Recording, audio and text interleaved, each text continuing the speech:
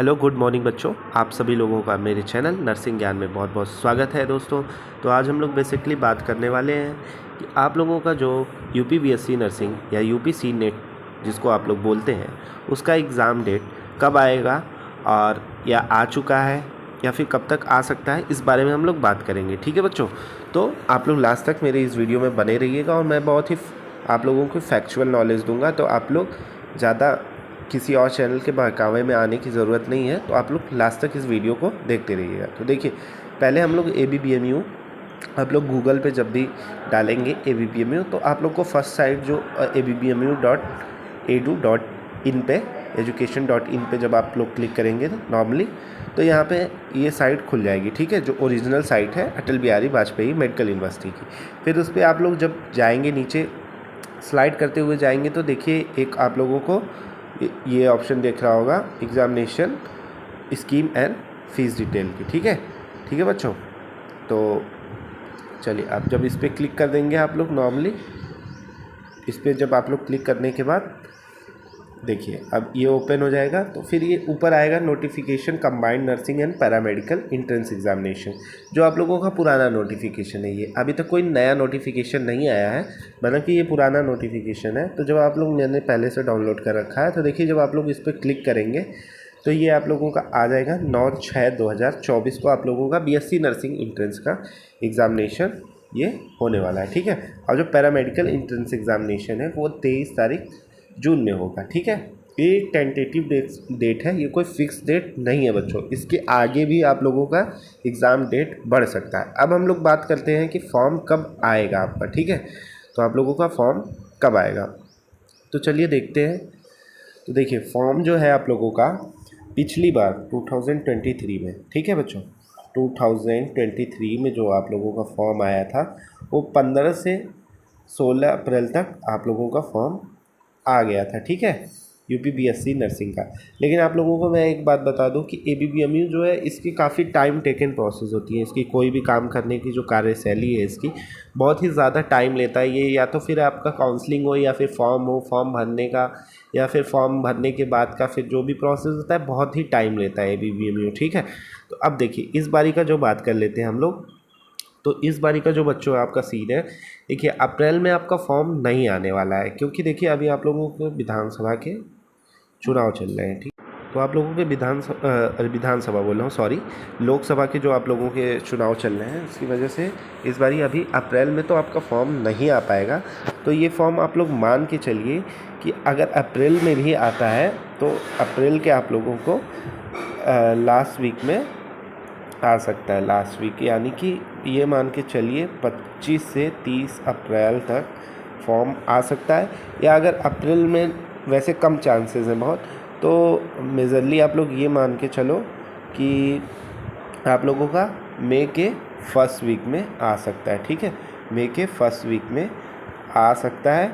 और देखिए, और जो आप लोगों की एग्ज़ाम की जो डेट है ये अभी आगे बढ़ाई जाएगी। ठीक है बच्चों, ये जो एग्ज़ाम की डेट है आप लोगों की, ये अप्रॉक्स आप लोगों का एग्ज़ाम जो है जुलाई में होगा। जुलाई में आप लोग ये मान के चलिए मिड जुलाई में होने वाला है आप लोगों का एग्ज़ाम जो है आप लोग का, ये मान के चलिए कि 15 से 20 जुलाई के तक आप लोगों का एग्ज़ाम होने वाला है। तो कोई बहुत घबराने की ज़रूरत नहीं है।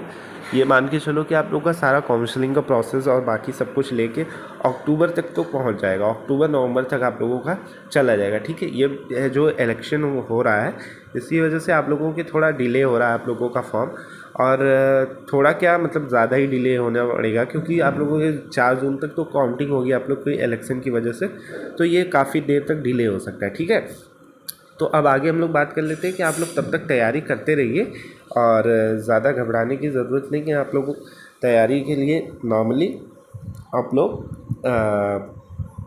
PC आप लोग फिज़िक्स, केमिस्ट्री और बायोलॉजी पे ज़्यादा फोकस करिए। देखिए पहले तो आप लोग बायोलॉजी के लिए NCERT कंप्लीट कर लीजिए। ठीक है, बायो के लिए NCERT आप लोग कंप्लीट कर लीजिए। ठीक है, अब हम लोग बात कर लेते हैं केमिस्ट्री के लिए। केमिस्ट्री के लिए देखिए, जो इनऑर्गेनिक केमिस्ट्री है उसके लिए तो आप लोग NCERT ज़्यादा प्रेफर करो, NCERT, और ऑर्गेनिक के लिए भी NCERT। ठीक है, लेकिन जो फिजिकल केमिस्ट्री है वो बहुत ही नॉर्मलाइज क्वेश्चंस आते हैं, तो आप लोग सिर्फ डायरेक्ट फार्मूला पढ़िए और फार्मूला बेस्ड क्वेश्चंस करने की कोशिश करिए, जिसकी वजह से आप लोग बहुत ही अच्छा रिजल्ट ला सकते हैं। या फिर आप लोग प्रीवियस ईयर क्वेश्चन पेपर जो है आप लोग उसको देख सकते हैं। अगर आप लोगों को चाहिए तो आप लोग मेरा टेलीग्राम चैनल ज्वाइन कर लीजिए, मैं वहाँ पर भेज दूँगा, या फिर आप लोग मेरे चैनल पर विजिट कर सकते हैं, वहाँ पे प्रीवियस ईयर के क्वेश्चंस पड़े हुए हैं। ठीक है, अब बात करते हैं फिजिक्स के। फिजिक्स का देखिए, फिजिक्स भी जो बच्चों आप लोगों के जो एग्ज़ाम में आते हैं फिजिक्स, वो आप लोग के बहुत ही इजी आते हैं। ठीक है, बहुत ही नॉर्मल या तो आपके टॉपिक बेस्ड क्वेश्चन आते हैं। न्यूमेरिकल वैसे भी बहुत कम आते हैं, अगर न्यूमेरिकल आते भी हैं आपके एग्ज़ाम में तो वो बहुत ही ईजी होते हैं, यानी फार्मूला बेस्ड होते हैं, बहुत ही मॉडरेट लेवल के भी नहीं होते हैं, बहुत ईजी लेवल के होते हैं। ठीक है, डायरेक्ट आप लोग फार्मूला जाके पढ़ सकते हैं। बेसिकली आप लोग एसआई यूनिट पे ज़्यादा फोकस करिए, और आप लोग किसी भी चीज़ों का मान लीजिए कोई चीज़ एसआई यूनिट पे ज़्यादा फोकस करिए। यूनिट एंड मेजरमेंट चैप्टर आप लोग अच्छे से पढ़ लीजिए, क्योंकि आप लोगों को किसी भी चीज़ की यूनिट पूछा जा सकता है। ठीक है, तो आप लोग यूनिट पे ज़्यादा फोकस करिए। ठीक है, और जो आप लोगों का करंट एंड इलेक्ट्रिसिटी चैप्टर है उस पर भी ज़्यादा फोकस करने की कोशिश करिए। ठीक है बच्चों, और जीके बात कर लेते हैं जीके की। तो जीके जो आप लोगों का रिसेंट के जो भी क्वेश्चंस हैं उस पर ज़्यादा फोकस करिए। ठीक है, रिसेंट से मान लीजिए राम मंदिर और अयोध्या, और फिर अभी आप लोगों का इलेक्शंस और कोरोना वायरस, ये सब पे ज़्यादा थोड़ा आप लोग फोकस करिए। ठीक है, अब हम लोग बात कर लेते हैं कि आप लोगों क्या नर्सिंग एप्टीट्यूड। तो नर्सिंग एप्टीट्यूड पे देखिए गिने चुने क्वेश्चंस आते हैं। आप लोग फ्लोरेंस नाइटिंगेल के बारे में अच्छे से पढ़ लीजिए, हेड क्वार्टर्स पढ़ लीजिए, करेंसी पढ़ लीजिए, कैपिटल पढ़ लीजिए, ये सब चीज़ें आप लोग अच्छे से पढ़ लीजिए। ठीक है बच्चों, अगर आप लोगों को कोई प्रॉब्लम होती है तो आप लोग मेरे चैनल पे आप लोग कमेंट बॉक्स में पूछ सकते हैं, या फिर कोई भी दिक्कत हो, कोई भी क्वेरीज हो तो मेरे टेलीग्राम चैनल पे आप लोग मुझसे पर्सनली बात कर सकते हैं। ठीक है, तो चलिए अब देख लेते हैं इंग्लिश की बारी। तो इंग्लिश के लिए बच्चों आप लोगों को देखिए, पहले तो पैसेज के क्वेश्चन आएंगे, 5 से 6 नंबर के आप लोगों के पैसेज के क्वेश्चन आएंगे। ठीक है, और बाकी जो क्वेश्चन आएंगे उसमें आप लोगों को वर्ब, एडवर्ब, एडजेक्टिव्स भरने रहेंगे, फिलिंग द ब्लैंक्स, जैसे राम डैश ईटिंग